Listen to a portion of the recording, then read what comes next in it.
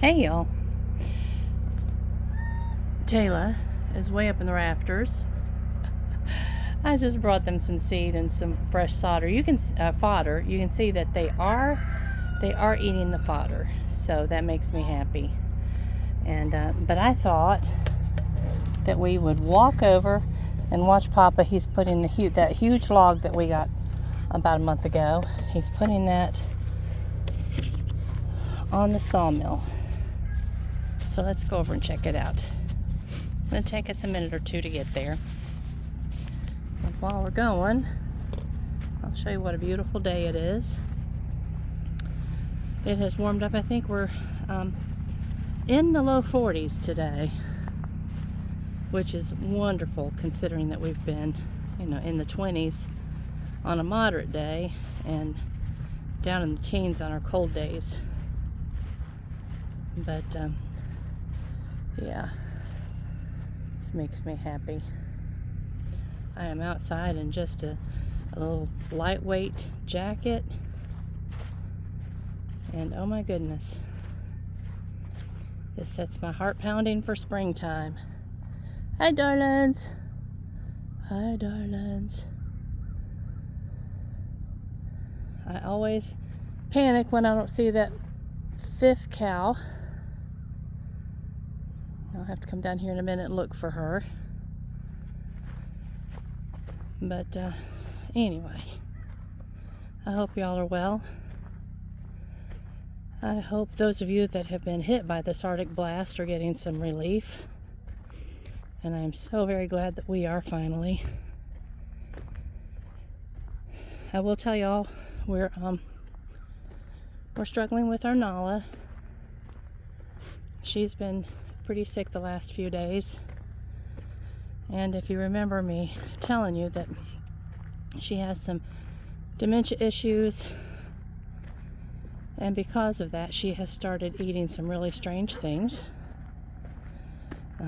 Right after Christmas she ate a whole sock, and that had resolved, but I don't know if there's something else that she's eaten that we have not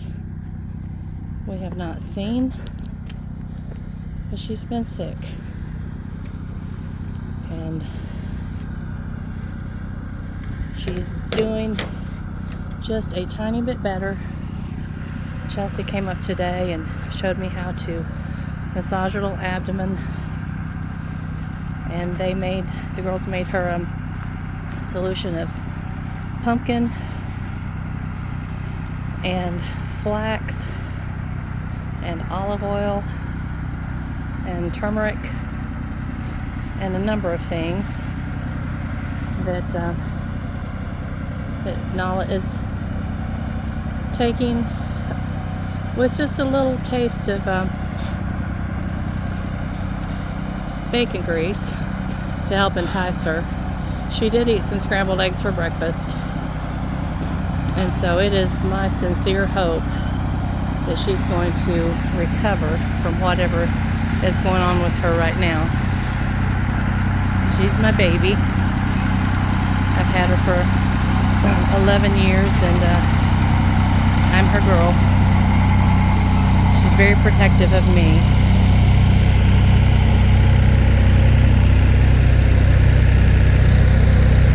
He has this tractor running. The big machine is not running, so that tells me he probably couldn't get it started. Alright, so let's see what he's doing over here. I'm just unsure.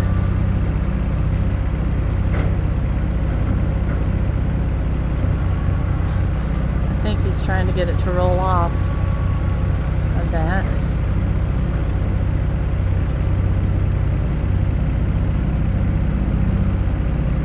I don't know what he's doing, y'all. These types of things worry me just a little bit. Oh, he's trying to scoot it. He's trying to scoot it off.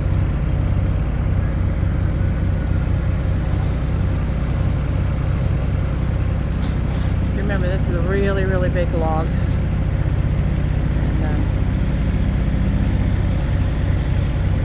And, tell you right up front that if there ends up being a kerfuffle, you'll never see this, as I will not put online something that's disastrous. So the only way you'll see it is if it turned out okay. Just like when they tore down the shed on the little barn up there.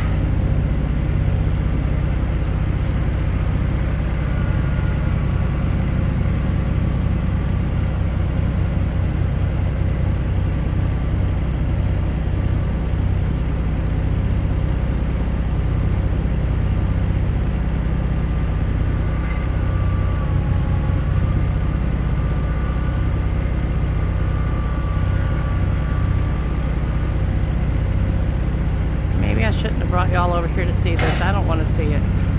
So, I don't know. Sometimes I don't understand everything that's going on here.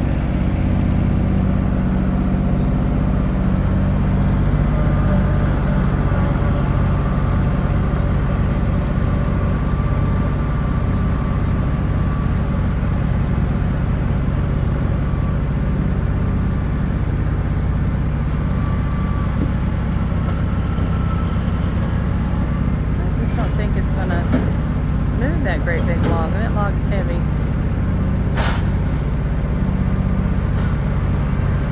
He usually starts this big machine and lifts it with chain and then sets it in there. No, he's shaking his head no, it's not going to move it.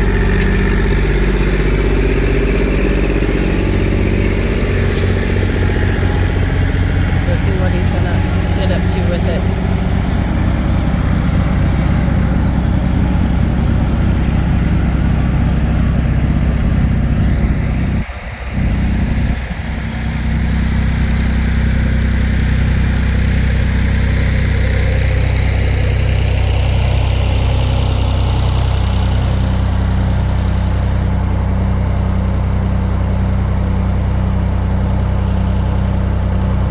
Hey, Pops. I was hoping it's good. Yeah, so what are you going to do? What? So what are you going to do? I'm going to get the motor running. That's what I figured. That's what I figured. The big machine has to do it. That'll be a job for tomorrow when it's a little warmer. All right. So we're not going to... The fuel's bled back on it, so I just got to bleed it out. Okay. It's hard to start when it's cold.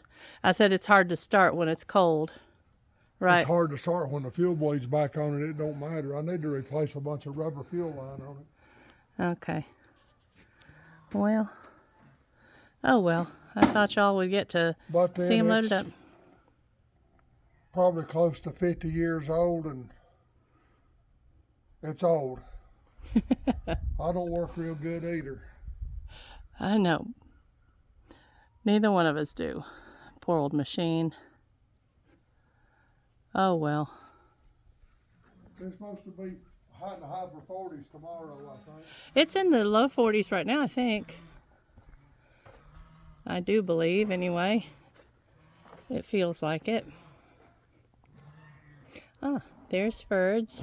What you doing, Scooter? What you doing? Wandering around, checking out. He's nosy. He's a nosy bird, but he is so sweet. Just wanders around, minding his own business. I have not seen him over at the peahen house since the last two peahens and the peacock came. So I don't know. He probably senses that other peacock. And Ferdinand, I don't think is going to be a fighter. Hopefully, Ratchet will not be a fighter either. And the two of them will just get along wonderfully and just enjoy their little lives together. That's my hope anyway. We'll stick our head across the fence and see what the birds are up to. And then I need to go inside.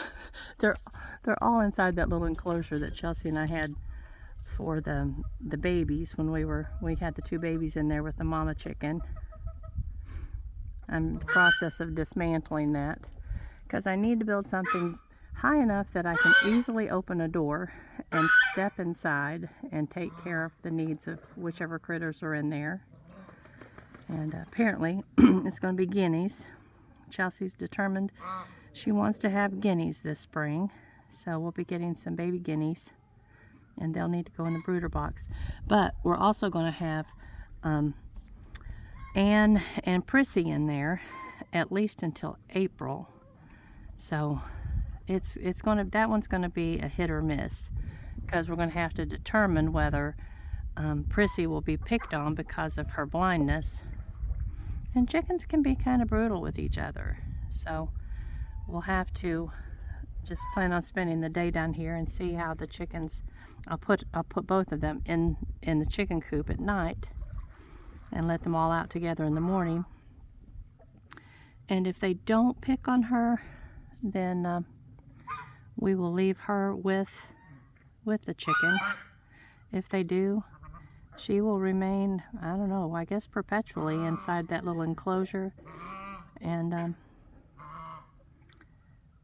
don't know if I'll have another. I'll just keep a small chicken in there with her at all times so she doesn't feel lonely, I guess. We'll be adding chickens to the roost every few months. Or guineas. But anyway, we'll see. Chelsea and Aurora did not go after more peacocks today. They decided they just needed not to go this weekend.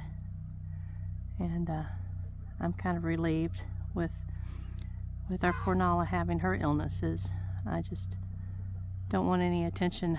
I don't want to have any of my attention going to anybody other than her. She's doing pretty well, and I'm just of great hope that she's going to fully recover.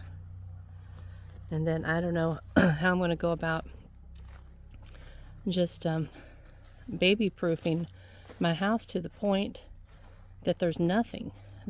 She chews up everything. If she finds a pencil, and I'm bad to have a pencil or an ink pen sitting where I'm working, if she finds something like that, sometimes I don't even know that she's chewed it, until I see the results of it in the dog lot. But it's pretty much just everything and anything. So everything's going to have to go in plastic boxes. And I've done that to a great extent. But, sometimes you take your socks off and lay them beside your chair thinking, well, I'm going to put those back on in a little while. Or I'll take those to the laundry hamper in a few minutes. Yeah, we can't do that. We got to put those socks away instantly. My poor little darling. All right, y'all. Neighbors are up there working on their fence.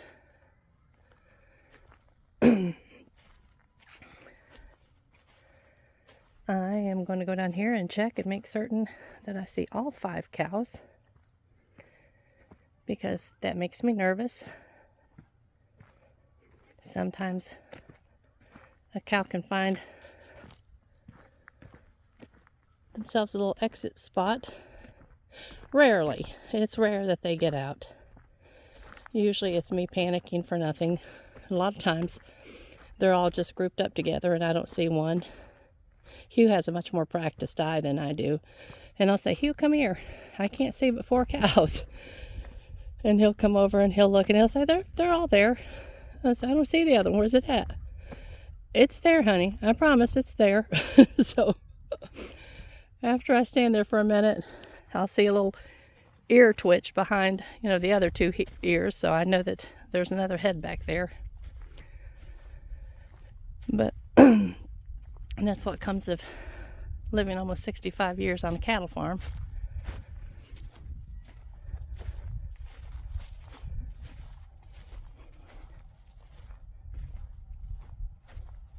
We've got so many plans for our fields. Actually, it's turned into like a 5-year program. Because I do think, we have access to the lumber. And we have a sawmill. And so Chelsea and I have decided that it just actually would be prudent to go ahead and build raised beds, not high, but 12 inches, to build raised beds about 4 feet wide, because we'll be able to plant from both sides and to take care of things from both sides. And then we can use these hoops. We have the hoop bender, and each one of these little sticks of metal, 1/2 inch, they're about $5.78 currently. Hopefully they stay there. And for a 60-foot bed, it'll cost a little less than $100 to put them permanently. Drilling down into those probably 3x4s will be what we'll be cutting, or 3x6s, excuse me. That way they'll be in good shape for a number of years. They're not going to go anywhere anytime soon. And if we have to at some point, we can scab over on the outside of them if we have some start rotting. But the idea is that we can drill down in and put those hoops down in those wood frames and leave them there all the time. We'll never have to take them out. We can if we want to, but we'll never have to. And it will just be a nice way to be able to cover over, even with greenhouse plastic, if we want to make a low tunnel, or just put our frost cloth up when we need to. And so we're just thinking long term.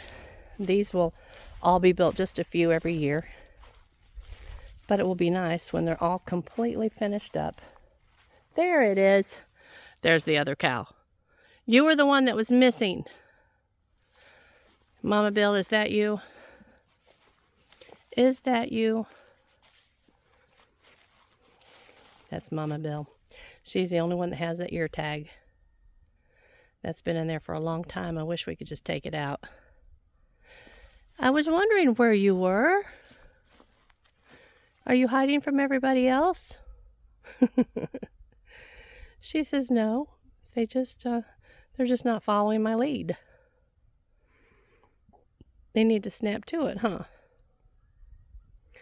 But we will be building also raised beds that will only be about 2.5 feet wide, all the way up the interior of this fence, and all the way up the interior of that fence. And those beds will be for perennials. And the perennials, some perennials need full sun. That's where this side comes in. Some can handle a little bit of shade in the late afternoon. That's where this side comes in. And then down here where I'm standing right now, this is going to be our tunnels that will be built out of wood and pasture fence. And I'll have to just show them to you when we get started. It's kind of hard to explain. But they will be built so that our pumpkins and our squash, whatever we want to, can grow up on the outside of these, and we'll be able to walk through to harvest everything. They'll be up off the ground, which means we won't have to worry about rodents getting into them. They'll also be shaped more nicely because they won't lay side-goggled. They won't rot. And we'll have easy access. And I think I had told y'all before that one person that I watch, one YouTube channel, it's regenerative gardening. That's how she grows her pumpkins. And she says she never has to put them in a basket or a wrap or cradle them in any way, because as they're growing, the stem gets stronger to support the weight. So they do really well just hanging from their own weight stem. And and mostly what we're going to be growing is small pumpkins anyway. Probably the biggest will be maybe a 3-pound pumpkin. So I'm not going to worry about it. I don't want somebody to walk through and have one fall on their head. That would not be a good thing. And then we've decided that the peonies will all be on Chelsea's side over there in the big field. we'll also have the beds over there where we planted the overwinter plants. And some of them are actually, I think some of them are going to do okay. We were over there yesterday walking around, and it was quite surprising, the regrowth that we're seeing. So I think especially the yarrow, maybe some of the snaps. Of course, the stalk is gone because it's kind of a one and done anyway. But yeah, I think we're going to have enough live over there that it's going to be worthwhile. And but the peonies, the big peony fields will be over there, and that's going to probably be about a 10-year plan, because we're growing from seed right now. We may eventually buy roots and start planting those, but Chelsea's doing a real good job with the seed. So that's basically almost a no-cost start. It'll take an extra year or two before we'll be able to harvest anything. And peonies are a long-term plan anyway, as in, 3 to 5 years, depending on whether you start with seed or whether you start with a root. But up here is where we will be putting the hoop house that we're bringing home next month. I told you all about that. Duckett's has given us their hoop house, and we're going to go and disassemble it and bring it home and put it on a wooden base through here somewhere. And we will also begin planting woodies, perennial woodies through here. We will have things like lilac and 9-bark and just different things that are apparently something that florists really like, but also something that we can cut for our own bouquets.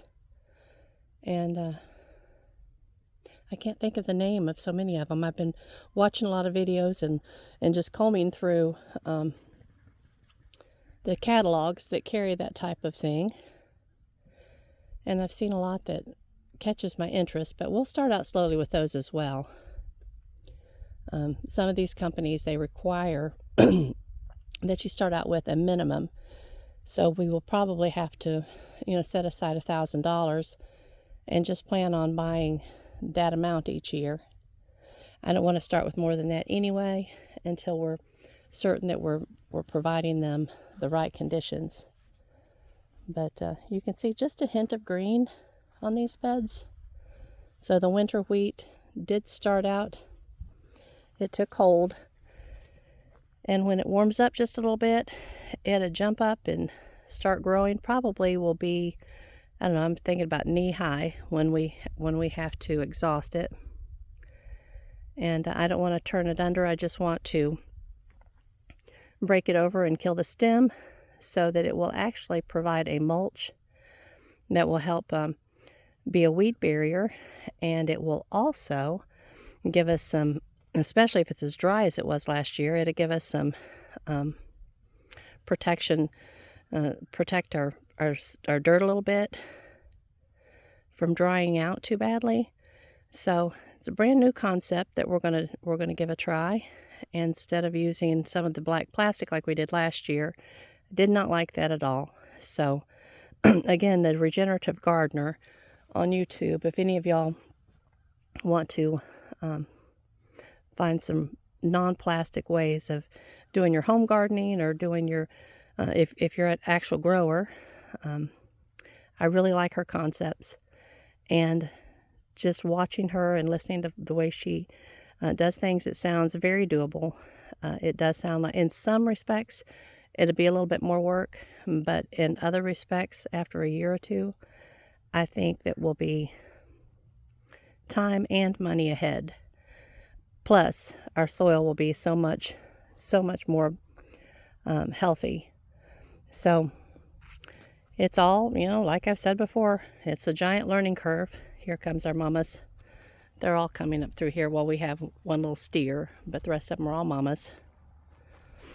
They're probably going to their hay ring. Looks like Huey needs to give them a little bit.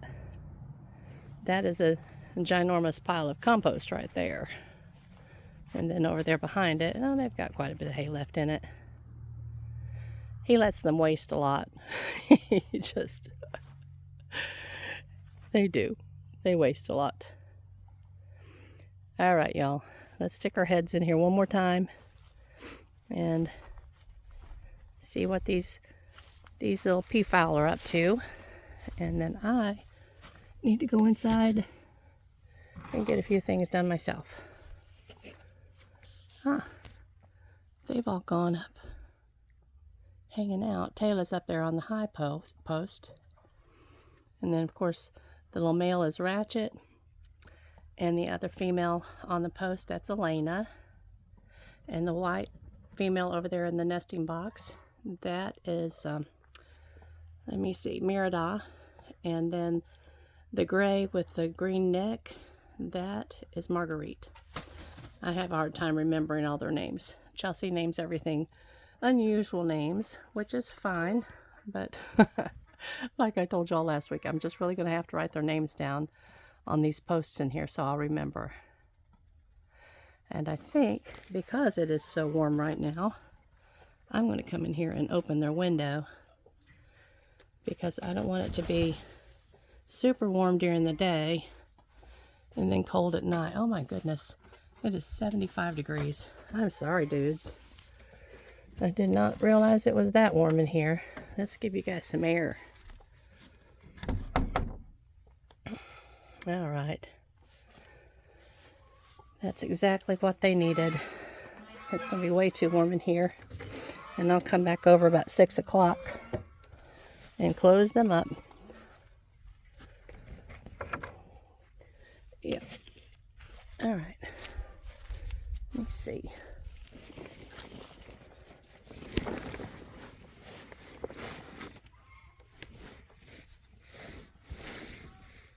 There.